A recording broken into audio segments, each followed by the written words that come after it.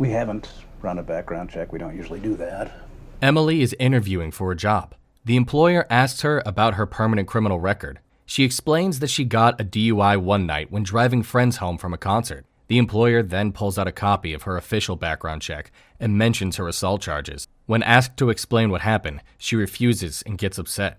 She mentions that she has $70,000 of student debt to pay off and leaves. She works a shift at her job of food packaging and delivery. Yo, Emily, yo, you working tonight? No, I just got off. You want my shift? On her way out, she runs into her coworker Javier, who asks her to cover his shift. She agrees, and he gives her a phone number that she can contact to make a lot of money doing dummy shopping. After her shift, she returns to her apartment. 400. She speaks on the phone about her student loans and how much interest it is accruing. She texts the number Javier gave her, and someone responds saying she can make $200 an hour. They give her an address to go to. Emily has drinks with her friend Liz, who is going to Portugal for her art job. Emily and Liz went to art school together, but Emily hasn't done any art in a long time and might move back to Jersey to live with her stepdad to save money. Yes. Yeah, I need a job.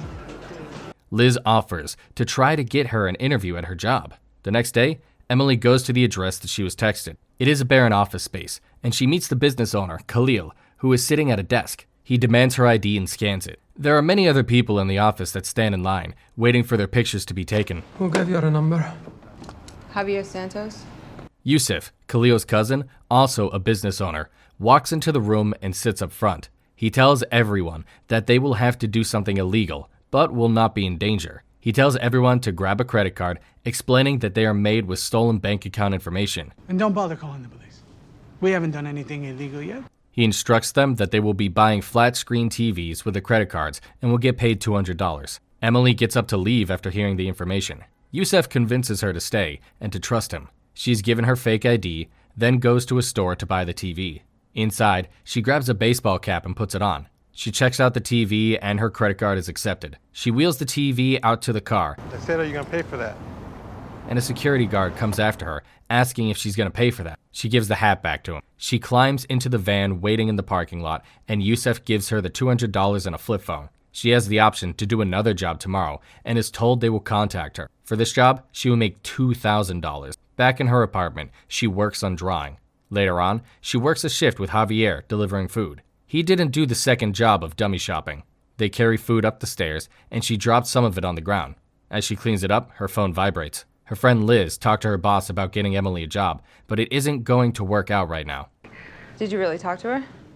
In the bathroom, Emily checks the flip phone she was given. She throws it into the trash can on her way out. Then a notification comes through.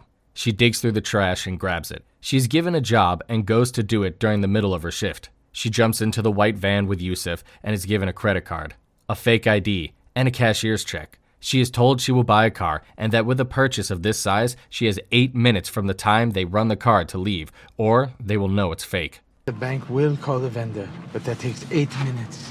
She goes upstairs to a small used car dealership. She tells the two men that she doesn't want to see the car. She hands the guy her cashier's check, then he swipes her card. She looks at the clock. He makes her sign a waiver and then walks out with the second guy to the car. She gets in, starts it, and closes the door. The guy gets a phone call and tells her, Go back to the office for just a second. Why, what's wrong? they need to go back to the office. He opens the door and grabs her, slamming her nose on the door. She pushes him down and quickly drives off. He drives after her and she gets out of the car. She pepper sprays him in the face and drives off. She drives the car to her meeting point with Yusuf, storms out of the car with a bloody nose, and demands her money. She leaves with her $2,000 and has a panic attack. Hey, leave. It's okay. Okay, leave. Yusuf comes after her and gets her to calm down. He drives her back to her apartment, and they go upstairs to put ice on her face. He shows her an apartment complex property that he plans to buy and fix up. She asks him to show her how he makes money with his business. Back at her food job, Javier is upset at her for leaving him during their shift. He tells her that their boss wants to talk to her. He tells her she doesn't have the rights and that she has to cut some of her shifts. She meets up with Yusuf at his office and shows her how to make credit cards. He gives her credit card information, a credit card maker, and a taser. Now, you scan the magnet. He warns her not to go to the same store twice in 1 week. He tells her if she makes more than $5,000, they can take things further.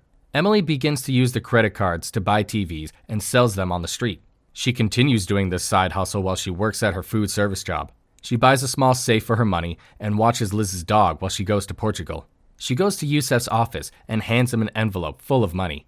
He says he will hook her up with bigger accounts with more money. Khalil, this is Emily.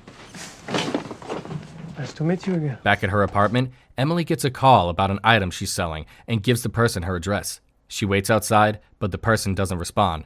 So she begins to walk back to her apartment. A man and woman appear behind her, and the man forces himself into her apartment. He pushes her on the ground and threatens to slit her throat. He demands for her to tell him where the cash is. They take her money and Liz's dog.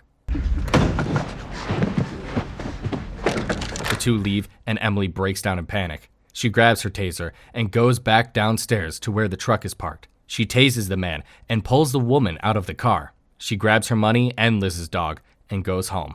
Liz has a party at her house, and Emily returns her dog. Yusef shows up to the party and pretends to be Emily's boyfriend. Liz tells Emily that there is an opening at her job and offers her a job interview. Yusef and Emily leave the party and hook up. Yusef brings Emily to the apartment complex that he plans on buying. They eat food, drink beer, and talk about what they would do if they had the money. She says she would travel and go to South America. He asks her to do him a favor. They show up at his mother's house and have lunch with her. She talks about the nice apartment he bought for her and how much of a hard worker he is. Then, Khalil unexpectedly shows up. What's that? Yeah, show him. He shows Emily and Yusef a news video of Emily in a store, hitting the same store twice in 1 week. Khalil says if the police find her, it could lead the police back to them. Emily picks Yusef up, who is upset and has blood on his face. He is upset with Khalil, who still hasn't given him any money. He comes up with a plan to clean out the storage unit, the office, and the bank accounts. He asks Emily if she is in and says he will give her a cut. She agrees. Ah, here she is. Hey, it's so great to meet you. Hi. Thanks for coming in. Emily goes in for her job interview at Liz's workplace, and the manager explains that the position is unpaid for the first 5 to 6 months. She gets angry and walks out. She meets up with Yusef at the storage unit, and they find it to be completely empty. Next, they go to Yusef's office and find it has been completely emptied out as well. Yusef calls to ask about his bank accounts and finds out that all of his business accounts have been drained by Khalil. You hit the same store twice in 1 week, even after I told you. Yusef gets angry and starts to blame Emily for hitting the same store twice in 1 week. She convinces him that they should stand up for themselves and go to Khalil's house to get back at him and to get the money. She steals some supplies from her work, such as zip ties, a box cutter, and a food delivery bag. They drive to Yusef's house, and Emily knocks on the front door with a bag of food, telling a man inside that their delivery is here. The man steps out, and Emily tases him. Then her and Yusef put him in the trunk of the car. Emily takes the man's phone. Emily and Yusef return to the house and quietly go inside.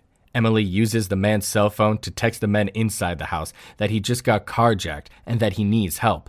The men in the living room get up and go outside to help their friend. Yusef and Emily go upstairs to Khalil's room.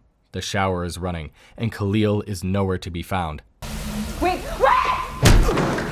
Suddenly, he comes up behind Yusef and hits him over the head. Yusef falls to the ground. Emily tases Khalil, and he gets on top of her and begins to strangle her. She grabs the box cutter out of her pocket and stabs him in the side of his stomach. He falls to the ground. She holds the box cutter to his throat and demands for him to give her the money. He tells her the cash is in the fridge.